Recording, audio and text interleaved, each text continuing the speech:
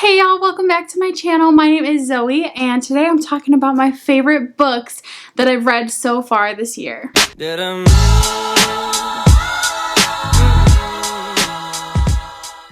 I was trying to come up with a video idea of what to do this week and I just had no clue. And then I just decided to kind of reflect for a second and think about what I actually just wanted to talk about.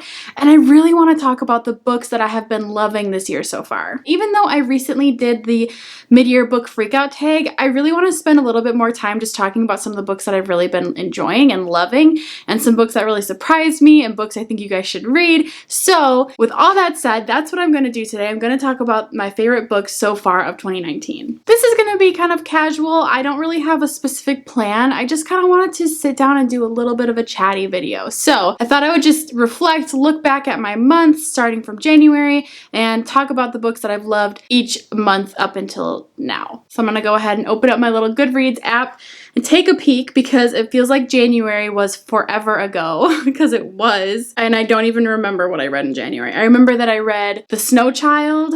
I think I read Sailor Moon. I think I read a manga, but that's all I can remember so far. I know I read more than that. Okay, so my reading challenge is not helpful. I don't even know like what order these are in. I always thought they were in like red order, but this is not. Okay, here we go. Okay, now that Goodreads has itself together, so let's see. In January, what was my favorite book in January? So I definitely have two standout books that I really enjoyed in the month of January. One of them was In an Absent Dream by Seanan McGuire. This is the fourth book in the Wayward Children series, where we're following different children's stories as they enter back into the world after being a part of a magical realm. Think of like Dorothy when she returns from Wizard of Oz, or the kids from Narnia when they return from Narnia, how these kids cope after being a part of these magical worlds. This is, I'm sure, a series you've already heard about, but I highly, highly recommend this series. Even if you're not super into fantasy or magical realism, it's something that I'm not really into either, but this series is done so well.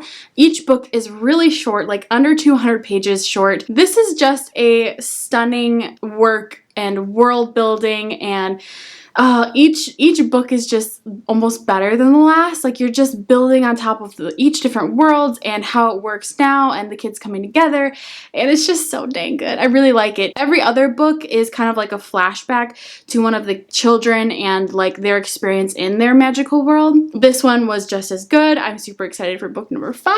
It's such a good series. You guys already know so much about it, but I just encourage you, if you have not read this yet, try it. I totally think it's worth the hype. Really, really good. And Seanan McGuire's writing in general is just stunning. Her writing is so good. It's so good. It's so worth the read and the time and everything. It's so good.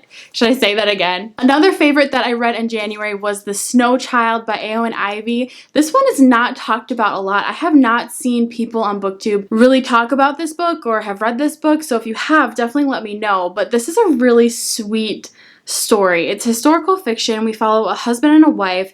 They're living in Alaska in the 1920s, and they struggle to have children. One day they're outside building a snowman, and the next day they wake up and the snowman is missing, but there is a child in the woods. And it's just sweet and magical and really sad sometimes, like really, really sad. It'll make you cry, it'll make you laugh, it'll make you feel all the things. This was such a sweet story. I highly recommend picking this one up in the winter time because it is such an immersive read. You really feel like you're in this cold cabin in the middle of the woods. It's just so good. In February, I read one of my new favorite books of all time. I've already gushed so much about this book, but I don't care. I'm going to talk more about it. That is The Dreamers by Karen Thompson Walker. This is the beautiful US edition, and then I also have the stunning UK edition. They are so pretty. I love them so much. I feel like I don't do a very good job when I talk about this book, and I think it's because it's one of those books that you should really go into not knowing a whole lot about.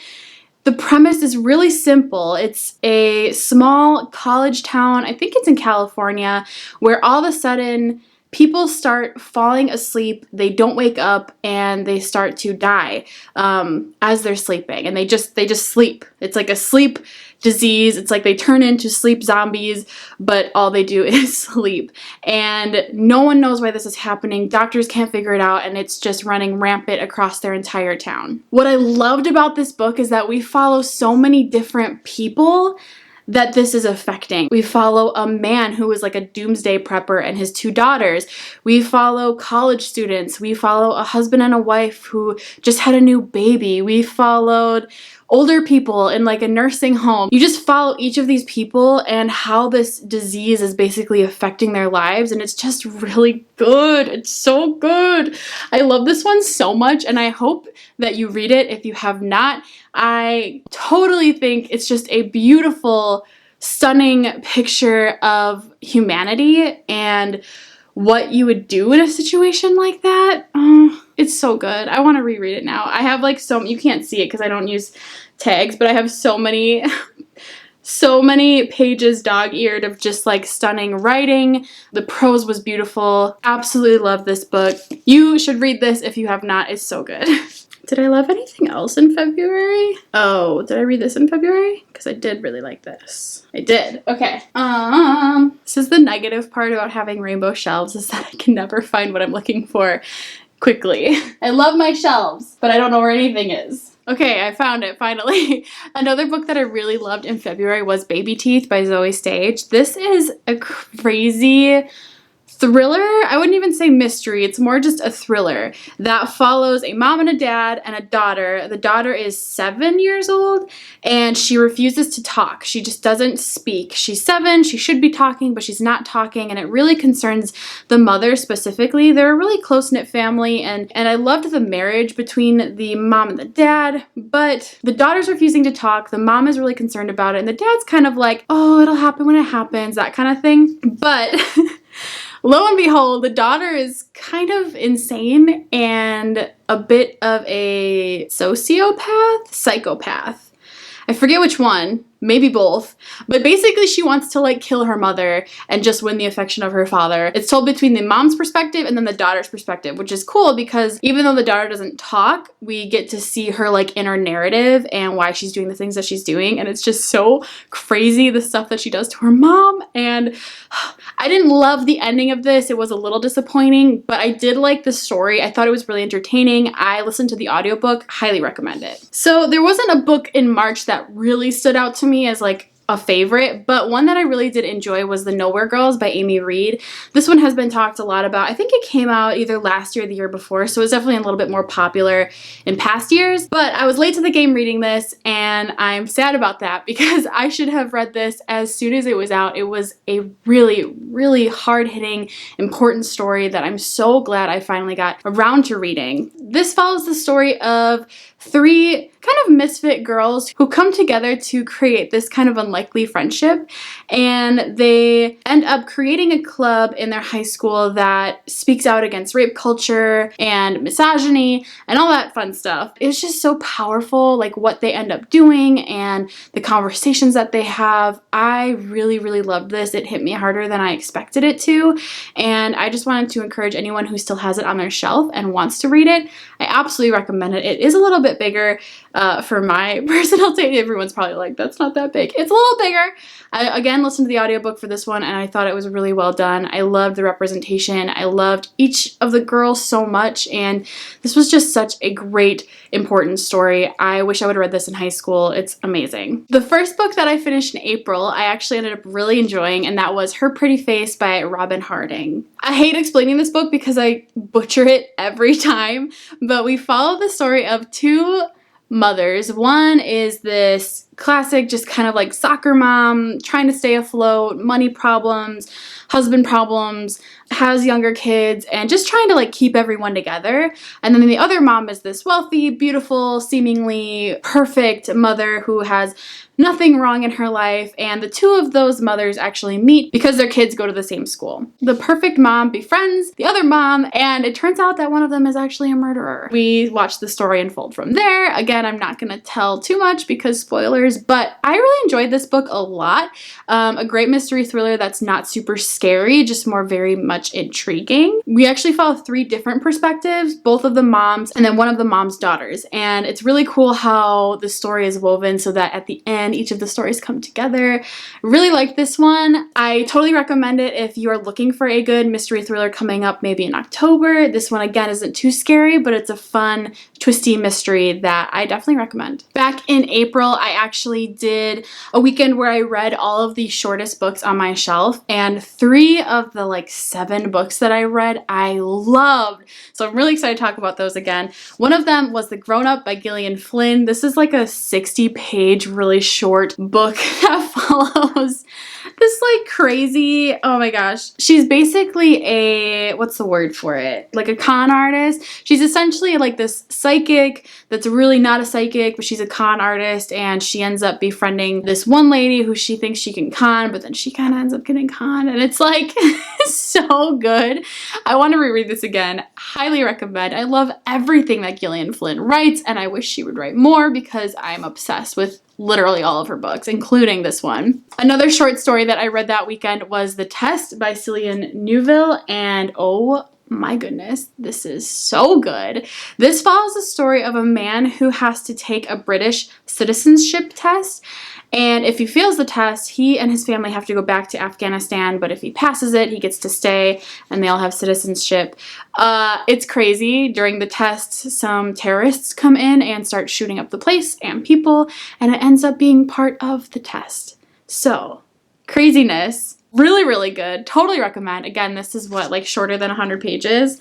I just need like more short stories because I'm obsessed after reading so many good ones in a row. Another one of those short stories was A House at the Bottom of a Lake. This is by Josh Malerman, who also wrote Bird Box, that I have not read, but I did read this, and it is so good. It's about the story of...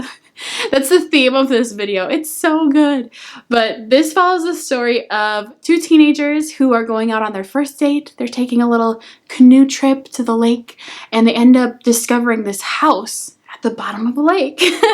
And it is nuts because the house is like in pristine condition, and there's furniture and silverware and lights that turn on and like little trinkets, and it's just like in perfect condition, and it shouldn't make sense, and it doesn't make sense, but then they end up getting really obsessed with it, and it kind of like messes with them, and it's amazing. It was such a fun read. I literally read this sitting in my chair with the window open as it was pouring rain. And it was just, I felt like I was underwater while reading this. It was so good. Totally recommend. Again, really short. Absolutely love short stories. Y'all should let me know your favorite short stories down below because I am really, really wanting to read more and get more on my shelf because these were a blast to read. Another favorite book that I read in the month of April was My Lovely Wife by Samantha Downing. This is her debut novel, and it was amazing. It's a mystery thriller that follows a husband and a wife, and basically what they like to do on date nights is kidnap someone and kill them because they think that's fun. And it's weird, and I liked it. This was such an interesting novel. I honestly don't even know what more to say about it. Amazing mystery thriller. Again, not super scary, just like a wild ride. I would love to see this turned into a movie. I think that would just be crazy. I loved it. So good. Totally recommend if you're looking for a new good mystery thriller. Unfortunately, in May, I only read like 4 books, so it was probably one of my worst reading months I've had in a long time, but I did read one really solid book, and that was Seven Husbands of Evelyn Hugo. This is by Taylor Jenkins Reid. I do not need to talk about this book because I am absolutely positive you already know what it's about, and you probably have already read it. I did a whole vlog while reading it, and I loved it. It was super good. Evelyn Hugo is a star. We love her. I don't know what else to say. Yeah. Totally love this shining star in the month of May. Thank goodness that I at least had one book that I enjoyed during that month. June was a really interesting month in the fact that I read a lot more books, and a lot of them I enjoyed, but there was nothing that was like, oh my gosh, I can't live without this book. I'm so glad I read it. But there are 2 honorary mentions I definitely want to give a shout out to because I did really enjoy them. One of them was Where the Crawdads Sing. This is by Delia Owens. This is a historical fiction. We are in the 1960s, I believe, in North Carolina.